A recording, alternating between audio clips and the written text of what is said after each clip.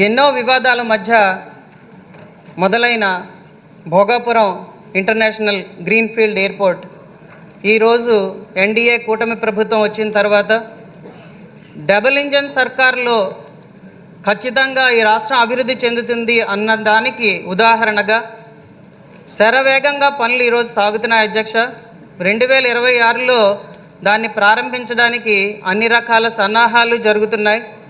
కాకపోతే అందరూ ఆలోచిస్తున్నది దానికి కరెక్ట్ అయిన రోడ్డు వ్యవస్థ ఉందా, సరి అయిన కాలంలో ఫ్లైట్ ఎక్కడానికి ప్రయాణికులు ఇబ్బంది పడకుండా వచ్చేటట్టు మనం ప్రణాళికలు సిద్ధం చేసుకుంటున్నామా?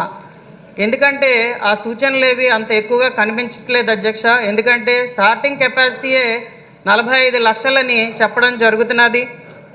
ఈరోజు మారిక వలస దగ్గర కారు వెళ్తే అక్కడి నుంచి ఏ సమయంలో అది కదులుతుందో కూడా తెలియని పరిస్థితి ఉంది అధ్యక్ష. మినిస్టర్ గారు కొన్ని రోడ్లు పూర్తి చేసామంటున్నారు, కొన్ని రోడ్లు గ్రీన్ఫీల్డ్ రోడ్స్ ఉన్నాయి. నా ప్రశ్న ఏంటంటే దానికి భూసేకరణలు ఈరోజు జరిగాయా?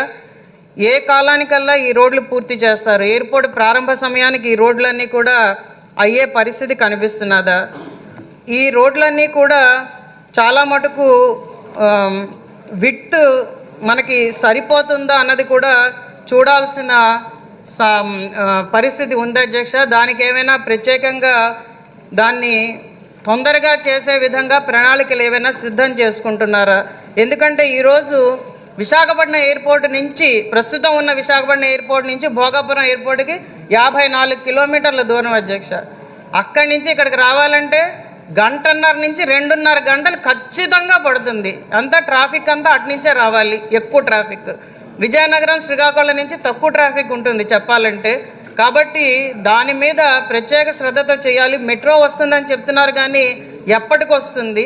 దానికి ప్రత్యేక ప్రణాళికలు ఏంటి, నిధులేంటి, దానికి ఏమైనా ఆలోచన చేశారా? ఈ బడ్జెట్లో లేదు కాబట్టి వచ్చే బడ్జెట్లో పెడితే మనకి ఖచ్చితంగా అది చాలా అవ్వదు. కాబట్టి దాని మీద ప్రత్యేక శ్రద్ధ చూపించాలి. ఇంకా రెండో క్వశ్చన్ చాలా ఇంపార్టెంట్ క్వశ్చన్ అధ్యక్ష. ఎందుకంటే భోగాపురం ఎయిర్పోర్ట్కి సుమారు 2700 ఎకరాలు అక్కడ రైతులందరూ ఇచ్చున్నారు అధ్యక్ష. దాంట్లో చిన్న సన్నకారు రైతులే చాలా ఎక్కువగా ఉన్నారు, డీ పట్టాదారులే ఎక్కువగా ఉన్నారు.